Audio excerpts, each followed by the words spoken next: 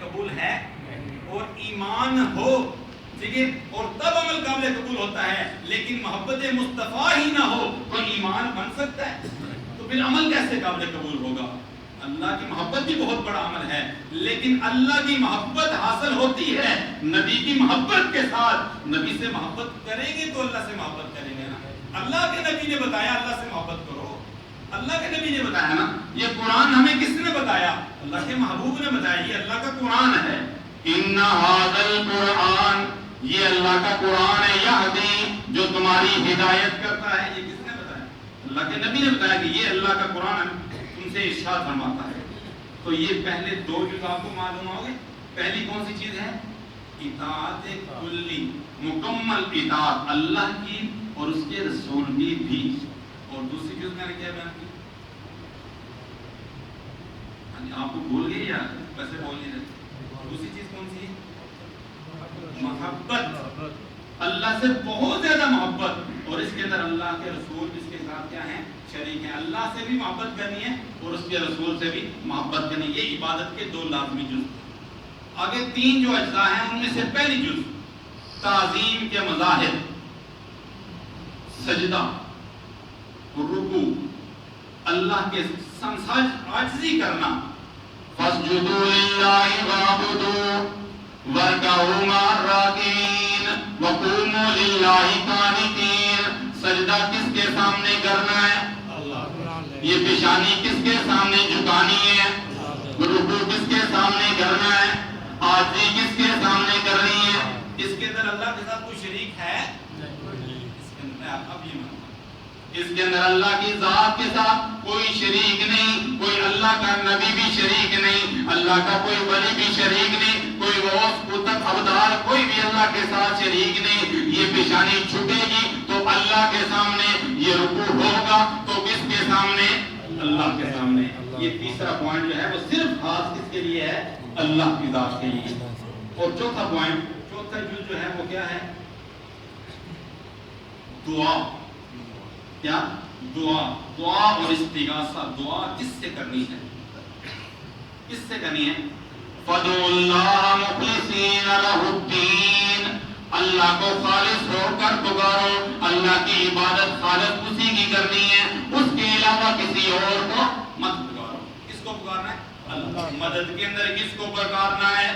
پریشانیوں کے اندر کس کو پکارنا ہے؟ جب مدد کی ضرورت پڑے تو وَإِيَّاكَ نَسْتَعِينُ، اے اللہ ہم تجھ سے بھی مدد مانگتے ہیں۔ ٹھیک ہے نا؟ صحیح ترجمہ کر رہا ہوں۔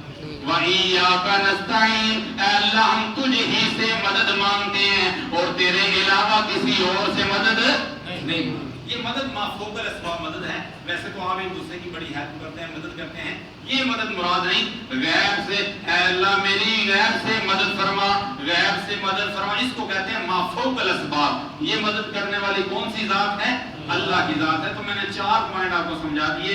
پہلا ہے اطاعت کلی، دوسرا ہے محبت، تیسرا کیا ہے؟ تعظیم کے مظاہر، سجدے وغیرہ، اور چوتھی کیا چیز ہے؟ دعا۔ یہ ہم نے کس سے کرنی ہے؟ اللہ سے کرنی ہے۔ مختصر کرو، اور بھی بہت ساری آیات ہیں، 3-4 منٹ رہ گئے ہیں۔ پانچواں پوائنٹ ہے کہ یہ سارا کچھ کس کے لیے کرنا ہے؟ اللہ کی رضا کے لیے۔ کس کی رضا کے لیے کرنا ہے؟ اللہ کو راضی کرنے کے لیے۔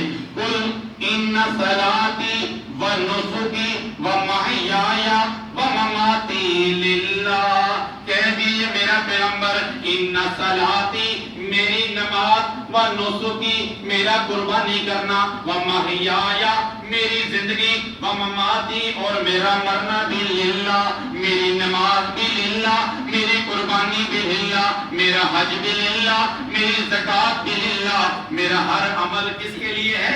اللہ کے لیے۔ دکھاوے کے لیے نہیں، بلکہ خالص کس کی رضا کے لیے؟ اللہ ہی کی رضا کے لیے میں سارے اعمال کرتا ہوں۔ اگر دکھلاوے کے لیے کریں گے تو ان یسیر الریاء شرک، ریاکاری شرک بنتی ہے، اور اللہ تعالیٰ شرک کرنے والے کو کبھی بھی معاف نہیں کرتا۔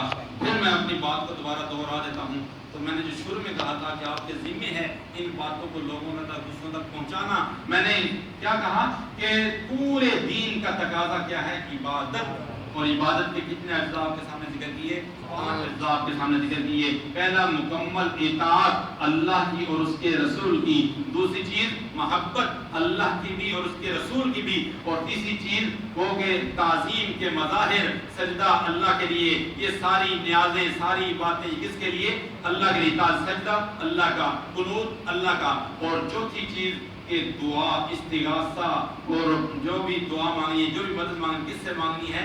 اللہ ہی سے مانگنی ہے۔ اور پانچویں چیز، یہ سارے اعمال کس کے لیے کرنے ہیں؟ اللہ کی رضا کے لیے کرنے ہیں۔ جو بندہ یہ سارے اعمال اللہ کی رضا کے لیے کرتا ہے تو اس کے لیے اللہ تعالیٰ نے جنت کا وعدہ کیا ہے۔ اللہ تعالیٰ سے دعا ہے کہ اللہ تعالیٰ ہمیں عمل کی توفیق